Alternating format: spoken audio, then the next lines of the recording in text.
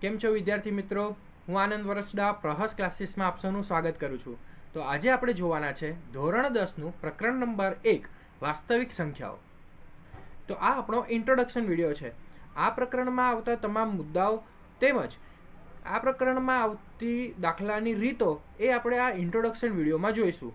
તે સિવાય આ પ્રકરણના જે સ્વાધ્યાયના દાખલાઓમાં સાબિતીઓના દાખલા છે એ સાબિતીઓના દાખલાઓમાં આપણે જે પણ વ્યાખ્યાઓ કે જે પણ મુદ્દાનો ઉપયોગ કરવાનો છે તે આપણે આ વિડીયોમાં જોઈશું. તો જો તમે આ ચેનલ પર પહેલી વખત હોય તો આ ચેનલને જલ્દીથી સબસ્ક્રાઈબ કરી દેજો. અને હા, જો તમે મારા ઓફલાઈન ક્લાસીસમાં જોડાવા માંગતા હોય તો તેના માટે તમે મારો સંપર્ક કરી શકો છો. તેના માટેનો કોન્ટેક્ટ નંબર હું તમને ડિસ્ક્રિપ્શન બોક્સમાં આપી દઈશ. અને કહેવાય છે કે પ્રત્યક્ષ શિક્ષણ એ જ સર્વશ્રેષ્ઠ છે. તો ચાલો વિદ્યાર્થી મિત્રો પ્રકરણની શરૂઆત કરીએ.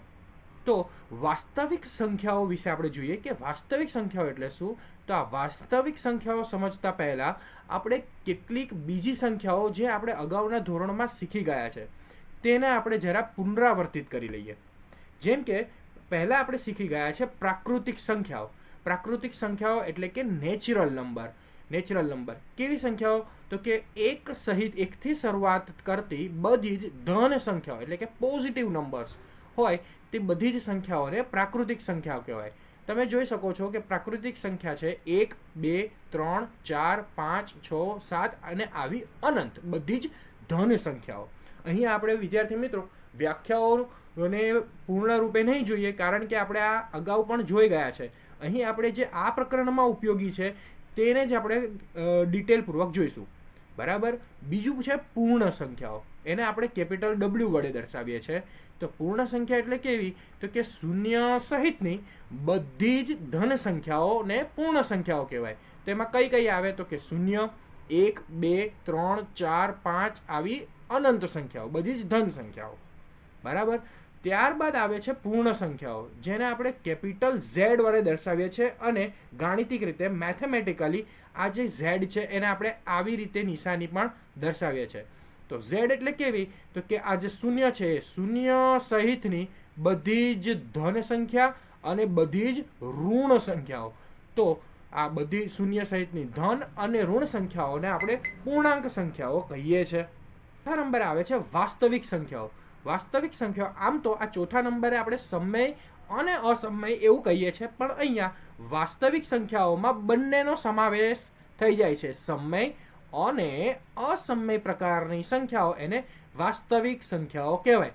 અંગ્રેજીમાં વાસ્તવિક સંખ્યાને આપણે રિયલ નંબર એવું કહીએ છીએ અને એને આપણે આવી રીતે કેપિટલ R વડે દર્શાવીએ છીએ. બરાબર. તો હવે આપણને એવું થશે કે સર આ સમય સંખ્યા અને અસમય સંખ્યા એટલે શું? તો સમય સંખ્યા એટલે જે સંખ્યાને પૂર્ણાંક p તથા પૂર્ણાંક q માટે p/q જ્યાં શરત આપેલી છે q ≠ 0 સ્વરૂપમાં લખી શકાય તે સંખ્યાને સમય સંખ્યા કહે છે. આને આપણે ઉદાહરણથી સમજીએ.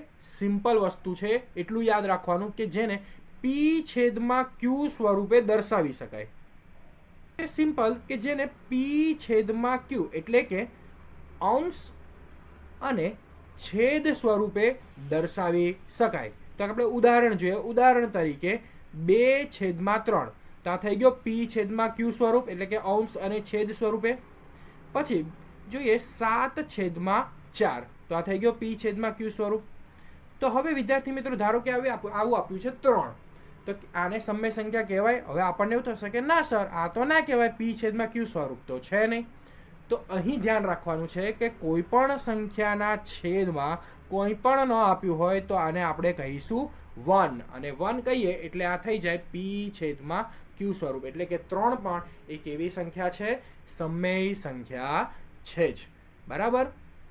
હવે અહીંયા એક શરત આપી છે અપવાદ, એને ધ્યાનમાં લેવાની છે કે q ≠ 0. અહીંયા એવું કહેવા માંગે છે કે આ જે છેદ છે એ ક્યારેય પણ શૂન્ય થાય નહીં. છેદ ક્યારેય પણ શૂન્ય ન થાય. જો શૂન્ય થાય તો તે ઇન્ફાઇનાઇટ એટલે કે અનંત થઈ જશે. હવે આ માત્ર તમારી વધારાની જાણકારી માટે છે.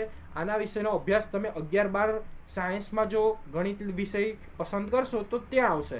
આ ખાલી સમજવા માટે છે. સિમ્પલ એટલું યાદ રાખવાનું કે છેદ ક્યારેય શૂન્ય થાય નહીં. એ સિમ્પલ ભાષામાં એવું કહી શકાય કે p છેદમાં q સ્વરૂપે ન દર્શાવી શકાય, અથવા તો એવી સંખ્યાઓ એવી અવિભાજ્ય સંખ્યાઓ જેનું વર્ગમૂળ ન નીકળે, જેમ કે આ 2 છે એ અવિભાજ્ય સંખ્યા, વર્ગમૂળમાં 3 છે, વર્ગમૂળમાં 5, આ પ્રકારની દશાંશ સંખ્યાઓ કે જેમાં તમે ધારો કે કોઈ એક સંખ્યા એવી લઈ લો જેમ કે આ 22/7, આનો તમે ભાગાકાર કરો તો ભાગાકાર ચાલતો જ જાય, એટલે કે શેષ ક્યારેય શૂન્ય ન થાય, અને શેષ શૂન્ય ન થાય એનો મતલબ કે આવા પ્રકારની સંખ્યાઓ અને વર્ગમૂળમાં હોય તેવી બધી જ સંખ્યાઓ અસમય સંખ્યાઓ છે.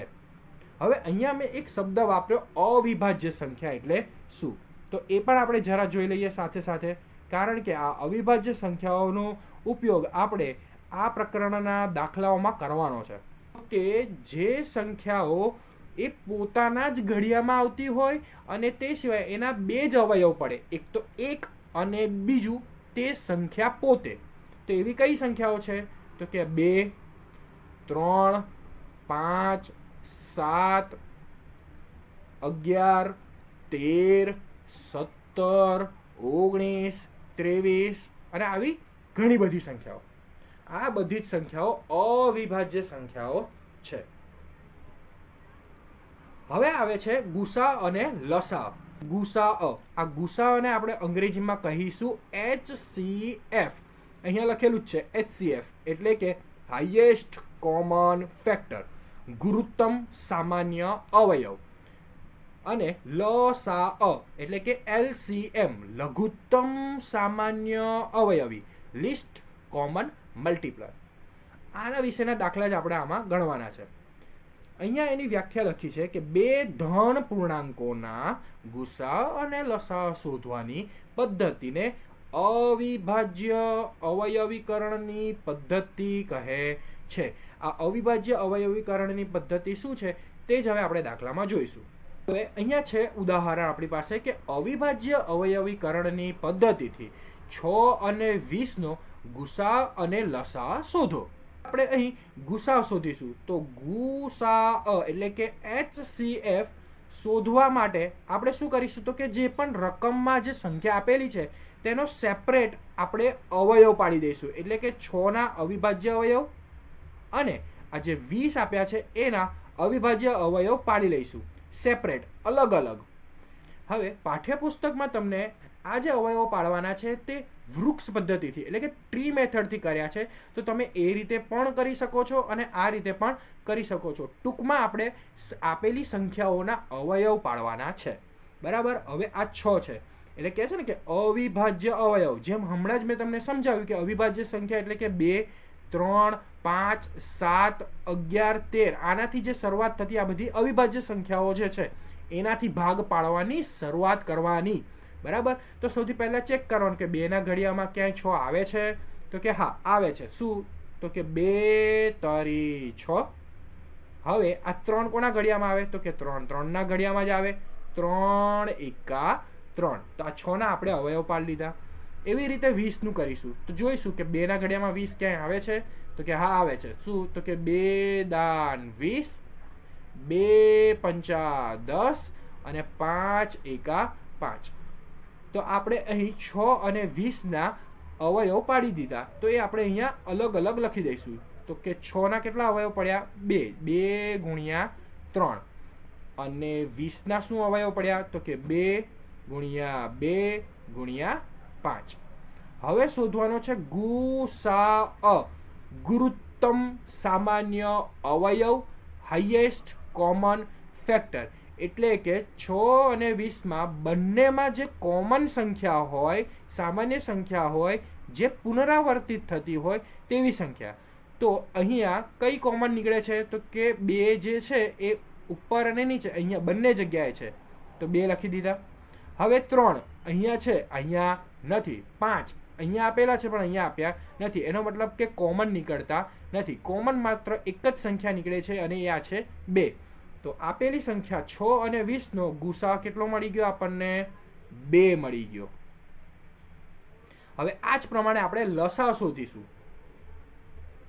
તો હવે અહીંયા આપણે લસા શોધવા માટે શું કરીશું, તો કે જો ગુસા શોધવાના હતા તો બંને સંખ્યાઓને અલગ અલગ આપણે શોધી, અને લસા શોધવાનો હોય ત્યારે આપેલી સંખ્યા બંનેને સાથે ભાગ પાડીશું. ગુસા એટલે સિંગલિયા અને લસા એટલે કપલમાં હોય, બંનેને સાથે રાખવાના ટૂંકમાં. બરાબર. આવી રીતે કરવાથી આપણને ગુસા અને લસાની બે અલગ મેથડ ખબર પડશે અને ભૂલ થવાના ચાન્સ ખૂબ જ ઘટી જશે. બરાબર. તો હવે અહીંયા લસાના ભાગ કેવી રીતે કરશું? તો કે 6 અને 20 આપ્યા છે, પહેલાં ચેક કરવાનું કે 2 થી ભાગ ચાલે છે. તો કે હા ચાલે છે. 2 2 તરી 6 અને આજ 2 દાન 20. હવે જોવાનું કે આ 3 અને 10 માંથી કોઈ સંખ્યા જે છે જે 2ના ઘડિયામાં આવે છે. તો કે હા આવે છે. તો 2 પંચા 10 અને 3 નથી આવતા તો 3 એમના એમ. હવે અહીંયા પાછા ભાગ કરીશું. તો કે 3 થી ચાલશે, 3 એકા 3 અને 5 નહીં ચાલે તો 5 એમના એમ. અને અંતમાં છેલ્લે થઈ જશે અહીંયા 5 5 એકા 5 અને આ એક ઉતારી દીધો.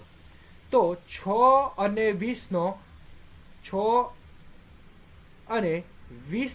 લસા શું નીકળે છે? તો કે 2 લસા એટલે લઘુત્તમ સામાન્ય અવયવી, લીસ્ટ કોમન મલ્ટીપલ. મલ્ટીપલ એટલે ગુણાકાર ટૂંકમાં. 2 ગુણ્યા 2 ગુણ્યા 3 ગુણ્યા 5. તો હવે આ થઈ જશે 2 દુ 4, 4 દુ 8, 4 તરી 12 અને 12 પંચાને 60. તો અહીંયા આપણને લસા 6 અને 20નો લસા મળી ગયો છે આપણને 60. તો વિદ્યાર્થી મિત્રો, જ્યારે પણ આપણને અવિભાજ્ય અવયવીકરણની પદ્ધતિથી ગુસા અને લસા શોધવાનું કે એટલે આપણે આ પ્રમાણે શોધી આપવાનું છે. જેમ તમે પ્રેક્ટિસ વધુ કરશો તેમ તમે આ પ્રકારના દાખલાઓ ખૂબ જ સરળતાથી, મજાપૂર્વક અને ઝડપથી સોલ્વ કરી શકશો. અહીંયા માત્ર તમારે એક જ વસ્તુનું ધ્યાન આપવાનું છે અને તે છે ગણતરીમાં. ગણતરીમાં તમારે જો બી ભૂલ થશે એ ગણતરીમાં થશે, બાકી આની રીત એ ખૂબ જ સરળ રીત છે. એ તમે ધ્યાનથી પ્રેક્ટિસ કરશો એટલે આવી જશે. હવે આ પ્રકરણની નવીન વાત એ છે કે ગુસા અને લસાઅને સૂત્રની મદદથી શોધવાનો છે. તો અહીંયા તમારે આ જે સૂત્ર આપેલું છે કે ગુસા એ બી ગુણ્યા લસા એ બી બરાબર a ગુણ્યા b. પાઠ્યપુસ્તકમાં પણ અમુક જગ્યાએ તેમજ અન્ય પ્રકાશનોમાં પણ જો તમે ધ્યાનથી જોશો તો કેટલીક વખત એવું આપેલું છે, સૂત્ર આનું આ જ છે, પણ આ જે a ગુણ્યા b છે એની જગ્યાએ ઘણી વખત એવું લખેલું છે કે બંને પૂર્ણાંકોનો ગુણાકાર. તો આ બંને જ વસ્તુ a ગુણ્યા b લખે કે પછી આવી રીતે શબ્દોમાં લખે, બે એક જ વસ્તુ છે. ટૂંકમાં આપણે આ સૂત્ર યાદ રાખવાનું છે. આ સૂત્ર તમને વિકલ્પો, ખરા ખોટા, ખાલી જગ્યાઓ એટલે કે ઓબ્જેક્ટિવમાં પણ કામ લાગશે, તેમજ દાખલાઓ ગણવામાં પણ આ સૂત્ર તમને કામ લાગશે. તો ચલો અહીંયા ઉદાહરણથી જોઈએ. ઉદાહરણ આપેલું છે, જો ગુસા 96 અને 404 નો ગુસા આપેલો છે 4, તો આપેલ હોય તો લસા 96 અને 404 શોધો. એટલે કે સૌથી પહેલા આપણે દાખલાની શરૂઆત ક્યાંથી કરવાની? તો આ જે પહેલું આપ્યું છે ગુસામાં 96, એને આપણે a ધારી લઈશું, આને આપણે b ધારી લઈશું. તો a બરાબર કેટલા છે? 96, b બરાબર છે 404, તેમજ ગુસા આપેલા છે. વિદ્યાર્થી મિત્રો, મારી આ વાતને તમે ધ્યાનમાં લેજો કે જ્યારે પણ કંઈ ન સમજાય કે આપણને એવું થાય ગણિતમાં કે ક્યાંથી શરૂઆત કરીએ, તો શરૂઆતમાં શું કરવાનું? તો કે પ્રશ્નને ધ્યાનથી વાંચવાનો અને પ્રશ્નની અંદર જે પણ વસ્તુ આપેલી છે એ લખવાની. એ લખવાની શરૂઆત કરશો એટલે આપોઆપ તમને આગળ શું કરવાનું તે સમજમાં આવતું જશે. તો ગુસા આપેલો છે 4, બરાબર. તો સિમ્પલ સૂત્રનો ઉપયોગ કરીશું. અહીંયા આપણને રકમમાં ગુસા આપેલો જ છે, કેટલો છે? 4 છે. લસા કાઉન્સમાં a છે 96 અને b છે 404. આ આપણે શોધવાનું છે. ચલો, a આપેલા છે 96 ગુણ્યા b આપ્યા છે 404. હવે અહીંયા ધ્યાન રાખવાનું છે, આ 4 ગુણાકારમાં છે, બરાબરની સામે જશે એટલે ભાગાકારમાં થઈ જશે. તો આ પદ થઈ જશે લસા 96 404 બરાબર 96 ગુણ્યા 404, અને આ જે 4 છે એ સામે જતા રહે એટલે થઈ જાય ભાગાકારમાં 4. 96 ગુણ્યા 404 ભાગ્યા 4. હવે અહીંની જ ખાસ ઇમ્પોર્ટન્ટ વસ્તુ કે ઘણા વિદ્યાર્થીઓ એવું માની લેતા હોય છે કે હું ડાયરેક્ટ ભાગાકાર કરું. તો અહીંયા એક વસ્તુ સમજી લો કે નાનામાં નાનું રફ વર્ક જો ગણતરી માટે કરવું પડે તો એ કરવામાં જરાય પણ શરમ રાખવાની જરૂર નથી. એ 96 અથવા તો 404 બેમાંથી કોઈ પણ જે પણ 4 વડે ભાગ ચાલતા હોય એને 4 વડે ભાગાકાર કરો. તો આપણે 96 ને લઈ લઈએ. 96 ભાગ્યા 4 કરીએ તો કે 4 દૂને 8, 1 ઉપરથી ઉતાર્યા 16, ચોકો 16, શેષ થઈ ગઈ 0. એટલે કે 24 થી ભાગ ચાલે તો આ 4 96 ઉડી જાય તો થઈ જાય 24. એનો મતલબ 24 ગુણ્યા 404. એટલે હવે આપણે 24 ગુણ્યા 404 કરવાના. વિદ્યાર્થી મિત્રો, તમારા રફમાં આ કામ કરવું જ પડશે, ગુણાકાર કરવો જ પડશે.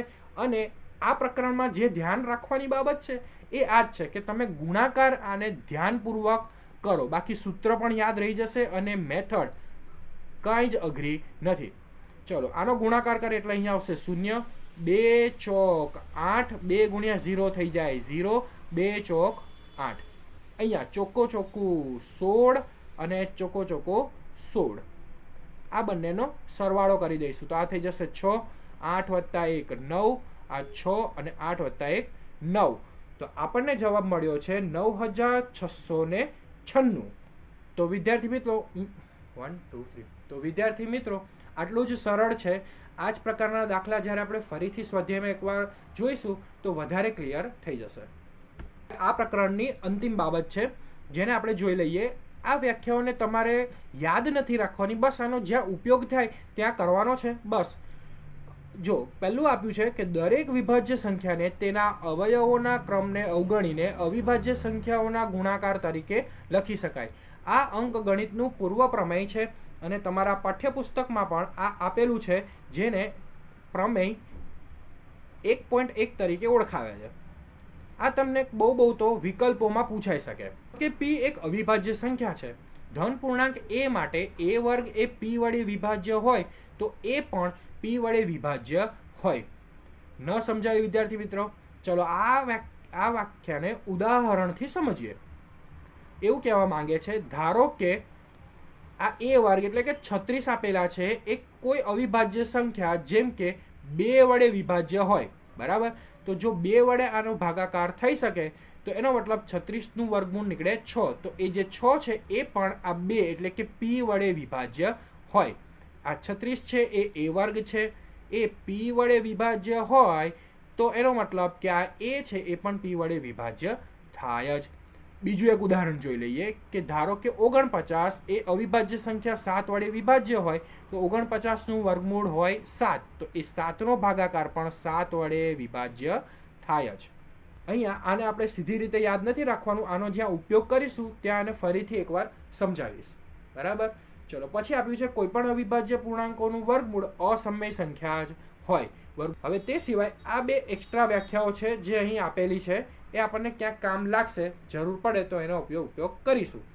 જો કોઈ અપૂર્ણાંકના છેદને 2n ઘાત 5 n ઘાતના સ્વરૂપમાં અવયવ પાડી શકાય તો તે અપૂર્ણાંકનું દશાંશ નિરૂપણ શાંત છે તેમ કહેવાય. અને અંતિમ છે, જો કોઈ અપૂર્ણાંકના છેદને 2m ઘાત 5 n ઘાત સ્વરૂપમાં અવયવ પાડી ન શકાય તો તે અપૂર્ણાંકનું દશાંશ નિરૂપણ અનંત અને આવૃત છે તેમ કહેવાય. વિદ્યાર્થી મિત્રો, આ સાથે આપણો આ પ્રકરણનો ઇન્ટ્રોડક્શન વિડીયો પૂરો થાય છે.